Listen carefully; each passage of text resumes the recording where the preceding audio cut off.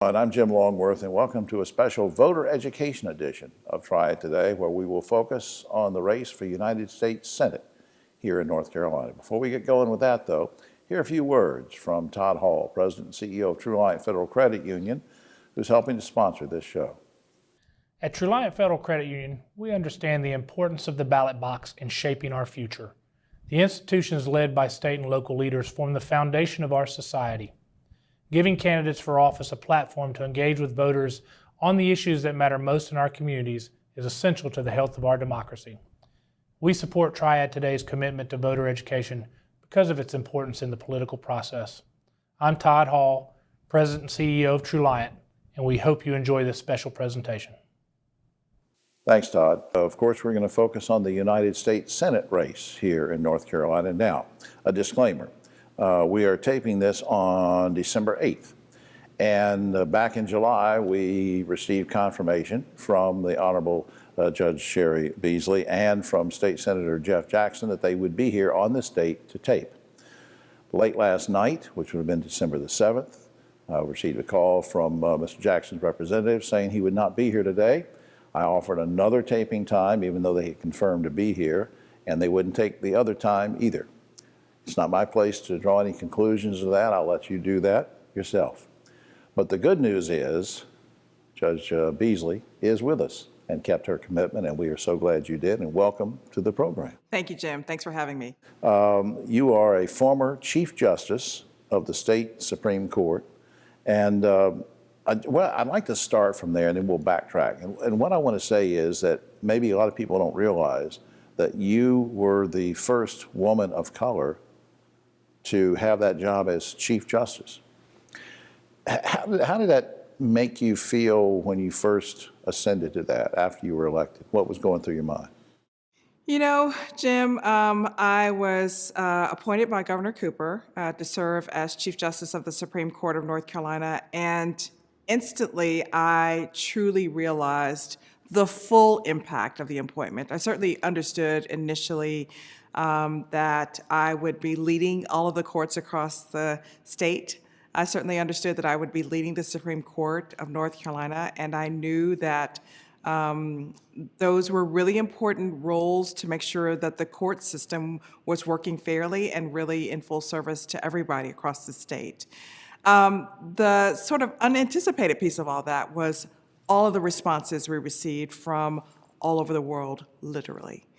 We were receiving responses from people as far away as Australia who were just so excited that I was serving as Chief Justice. That's great. And it just really helped me to really see, even more so, that it really matters, that diversity matters, that for so many young girls and boys, it really does matter that they're able to see people of color in leadership. And so it was a real honor. I enjoyed my service and very thankful for it. Well, absolutely. And let me pick at you for just a second. Follow with those emotions that you had. And respectfully, did you carry those emotions through with you when you would rule on things, make decisions on things, have opinions on things? Did the totality of all that come into play or have an impact at all in how you ruled? Well, I certainly never lost sight of just the magnitude of my role as Chief Justice, not necessarily because of my gender or my race, but because I led during a pandemic, and I led during heightened racial tensions after George Floyd's murder and what that meant to courts and people across the state and across the country. So I know it just was lofty. I mean, there had not been a Chief Justice that had led through a pandemic. We certainly had chiefs who had led through hurricanes and lots of devastation, particularly in coastal communities, but never a pandemic, right, which was life-shifting Yeah. for everybody across the state. And it also meant that as Chief Justice, I needed to create a protocol so that we would be safe.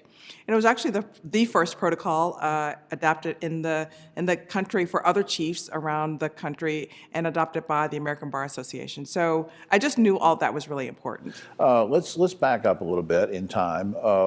Tell us where you grew up. You know, I grew up with my mom and my grandparents and my aunts and uncles and cousins, and we were a very close family. Sunday dinner was always a must. We always came together as a family. We were always very cohesive and very community-oriented. My mom earned her PhD when I was a little girl, and she was very much steeped in service, and so much of her service really was steeped in faith. And so I grew up in a family that was faithful. We were all very active in church, and that is so much a part of the foundation of who I am as a person, as a judge, as a mom and a wife. My twin sons just turned 21 recently. You don't look old enough to have twin sons. Thank you, Jim. I think I just did a campaign ad for her. Now, look, we're talking about family and all that. I'm assuming from what you just said that your mom, I don't want to put words in your mouth, but is it your mom who had the most impact on how you shaped your life and career going forward? I think it's fair to say that she certainly had a great impact. I mean, she was an amazing woman. She was a trailblazer in her own right, having created academic programs, particularly for young people who lived in public housing, to make sure that they had a good chance in life. And so, she was my model.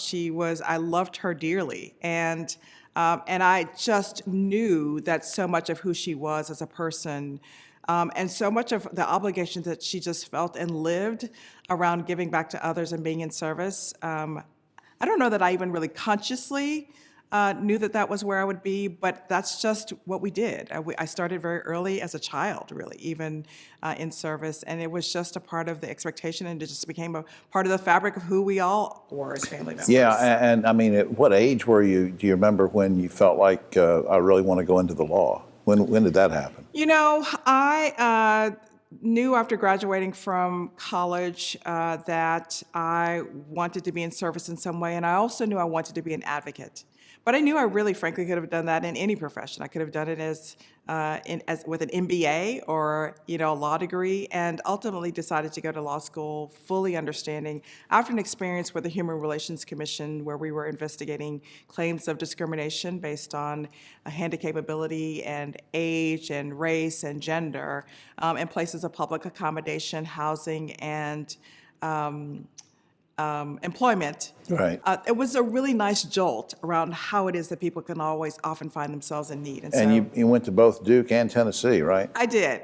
What do you do if they play each other in sports? Do you just not watch? Or? I understand for my sons and my husband that I can be an SEC fan for football, but I have to be ACC for what do they say? basketball. Justice is blind except in the ACC? There you go. Look, let's talk about politics for just a second. As you know, there's so much vitriol and partisanship in Washington right now. It's horrible. And so many of the incumbents are saying, I've had it, that's it, they're leaving. So I guess my question to you is, why do you want to get in that mess? I've served as a judge for 22 years, and I have been in cases seeking the truth at times when it's hardest to find. I've been engaged in people's lives at times that have been life-changing for them and often life-changing for me. And I just know how Washington has often failed the people here in North Carolina.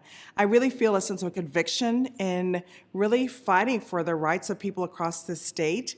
And as we're talking with people across this state, they talk about the kinds of things and the kinds of issues that they need. And so I really am motivated by the people that I've always served to do this a little bit differently this time around. I am an unaffiliated person, have been since the late 80s, used to be a Republican, so now I'm sort of a liberal, unaffiliated. But I get kind of angry with the Democratic Party, so I'm going to pick at you about this, because it seems like they're moving in some weird directions. One week you'll hear a Democratic elected official want to defund the police. Another will say, let's give free health care and everything to illegal immigrants. Another will scold someone for using the wrong pronoun to refer to somebody. Is the Democratic Party out of touch with most Americans?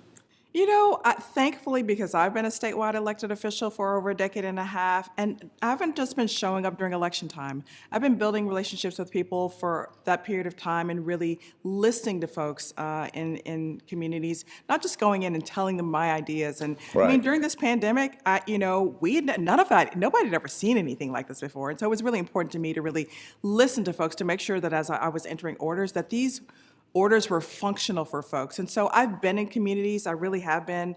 In terms of partisanship, I didn't go in as a judge asking, hey, I will only give services to Democrats, although I am a registered Democrat. Right. And so from my perspective, my experience is, and I am a registered Democrat in this election. Right. And I know that, frankly, people in both parties have gotten it wrong.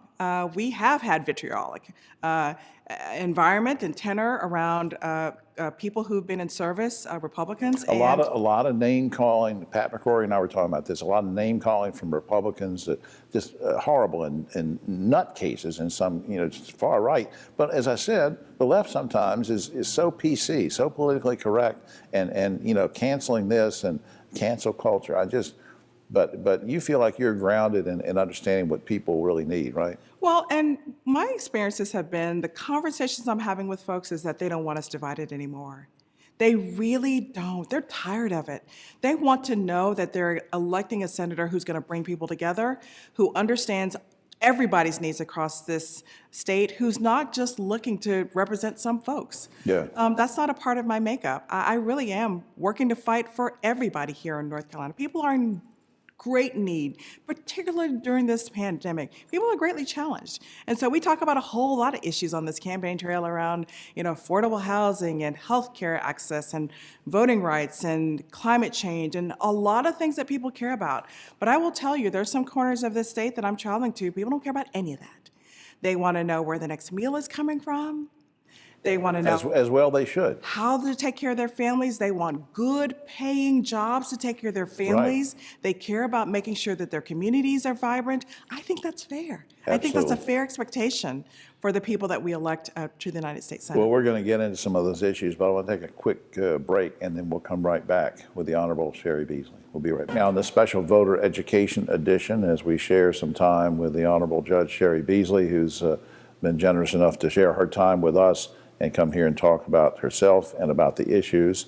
And let's get to the issues. Let's start with education. Sometimes presidents of both parties will use federal funding of public schools as a political tool of leverage. I've seen them both do it. Obama's done it. Trump's done it. Should federal funding of public schools be a political football? Not based on the people, on the experiences of the people that I'm talking to across the state. And young people are greatly challenged right now. We are still in the midst of a pandemic. And remember, there are over 1 million households in North Carolina with no broadband. So what that's meant for a lot of students is that they've not been able to go to school. Yeah. Even if the school systems were able to provide laptops, if you can't connect, that's not a very good thing. Yeah. We've had 31% of third graders who were retained last year. It's a lot of our babies. Yeah. It's a lot of kids. We certainly can't just leave them behind, for sure. And so the funding that schools and educators and parents and students need really is to make sure that we're providing the support that young people need to be successful. We want them. They will be the next generation of workers and people who make contributions to the economy in their communities. We've got to make sure so that's not really a political issue, right? No, I mean, it should supersede politics, right. The need for the broadband. Let's move up in age to college students. Would you be in favor of Congress, and you get to the Senate, wiping out and forgiving student loan debt? I certainly know that as we travel to more than 7 universities during this campaign cycle, so many young people are saddled with student loan debt. And how do you start your life off after graduation? You can't buy a house. Education is super expensive. We really have to find a way. We want young people, if they are driven that way, to go to college and go forward and serve and do great things and be great professionals. And so we do have to find a way to make sure that young people can do that in an affordable way and not be saddled in debt and living at home for the next 30 years, right? So would you keep that on the table as an Absolutely. issue? What about free tuition? I certainly would be open to, particularly for community colleges. We have an amazing community college system here in North Carolina. It's a great way for young people to be able to take advantage of that value and then be able to either go off into a trade or other kinds of professions or either continue on with their education. Let's shift to health care. Is the Affordable Care Act, some people refer to it as Obamacare, is ACA still viable? You know, I am confident that we really must expand the Affordable Care Act. I can tell you from my own family's experiences, I just talked about my twin sons. They've had some health conditions, a lot of them over the years. My husband and I have found ourselves fighting insurance companies for the coverage that they needed. And we know we were among the lucky ones, but it shouldn't take luck in order for people to get the kind of coverage that they need. I certainly believe we ought to expand the ACA, allowing for a public option. We must expand Medicaid. We know that it will cover more than 500,000 people in the state. And we really also must make sure that prescription drugs are lowered. Those are just humane. Well, you're going to have to fight Big Pharma on that.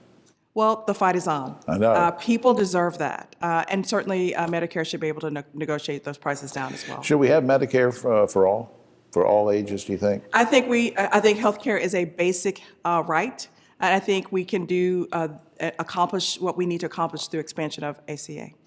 Let's switch over. I want to get to as many things as we can. Let's switch to crime. What could you do in the Senate? What can Congress do to stem the tide of gun violence?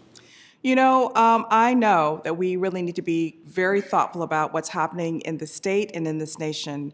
So many people are suffering, and we need to do one thing in particular. We need to make sure we are listening to professionals, public health professionals, public safety professionals, and law enforcement around understanding violence and gun violence, and on understanding the right to possess a firearm. We should be listening to professionals, public safety professionals, and not the gun lobby. Yeah. We really ought to, we need universal background checks. We really need to make sure that guns are in the hands of people who will use them responsibly. I come from a family that hunts, and so I understand that we can have a balance between people who will responsibly use firearms, and for those who can't and don't, there should not be any loopholes around that. And parents have to be responsible too. Recently, the case in Michigan where parents are being arrested may go to prison because they bought the gun for the shooter of the 4 students. Bought the gun as a Christmas present, didn't secure it. Parents, we may see more and more of those cases, right? I wonder. I don't know enough about the specifics of that case, but all of us have to be concerned, and all of us have a responsibility to make sure that there is responsible gun ownership. And if there's not, just don't own a gun. Yeah, absolutely. But there, as you and I know, there are more guns in existence than there are people. There are, but the Senate really does have the authorization and really should mandate and listen to public safety officials around how it is we really must use and have safe firearm Moving to a nonviolent crime, which is the use of marijuana, let's say, for an example. There was I can't remember the lady's name. She's a congresswoman from South Carolina who just recently floated the idea of a federal law that would decriminalize marijuana. You know, it's been a state-by-state issue so far, and what can you use it for health benefits and this kind of thing. What do you think about that idea? And I don't even remember what party she's in. I think she's Republican. Is that a good idea for Congress and the Senate to take that up as an issue and say, look, we're not going to go state by state. Let's decriminalize marijuana across the board. What do you think? You know, I don't know enough about that piece of legislation, but I fully support legalizing cannabis. I know we can regulate it. And yes, it can be used for medicinal purposes. It also would be a major benefit for agriculture here in the state. I mean, you know, there are farmers who are trying to produce hemp now. It's a very technical way to do it, and there are lots of losses around that. I mean, this would be the kind of thing that would also help farmers and families across the state. But now, you know, you're in the legal profession and a judge, and, you know, there are folks, we've heard politicians who say that, no, you shouldn't decriminalize marijuana because it can, even if it's not technically addictive, it can have an effect on the brain. We're sending the wrong message to kids if we decriminalize. You're a mom and a judge and a politician. How do you balance that whole thing? I am a mom and former Chief Justice of the Supreme Court, and I know we should legalize cannabis. I'm sure the same thing was said during Prohibition, and here we are. We really need to be thinking, as we were just talking about health, we should also be talking about mental health. People have been through a lot of challenges during this pandemic, and so unfortunately, many costs around mental health treatment are disproportionately higher than other kinds of healthcare costs. Mental health is health, and so we need to really deal with that piece. But in my mind, there's a separate issue around legalizing cannabis, and it is the kind of thing that if we do it, it will benefit all the people here in the state. Does the do the efforts by so many state legislatures that happen to be controlled by Republicans, do their efforts to support, promote, and sustain voter suppression methods, how much does that concern you? Deeply. You know, cutting back days to be able to vote, cutting back voting places, cutting back mail-in. What do you think? Well, access to the ballot box is when the Voting Rights Act was passed 56 years ago, which, by the way, allowed my late mother the right to vote, the constitutional right to vote, it was a bipartisan effort. The access to the ballot box is for everybody, regardless of party affiliation. We should all, frankly, be insulted. There was no debate, no discussion in the Senate on the John Lewis Voting Rights Act or on the Freedom to Vote Act. All of us should be deeply concerned about the basic fundamental constitutional right being under attack, not just here in North Carolina, but in 48 other states across this country. Depending on what state people live in, and of course this video can go and stream and get on the internet, so we don't know who all is going to watch it.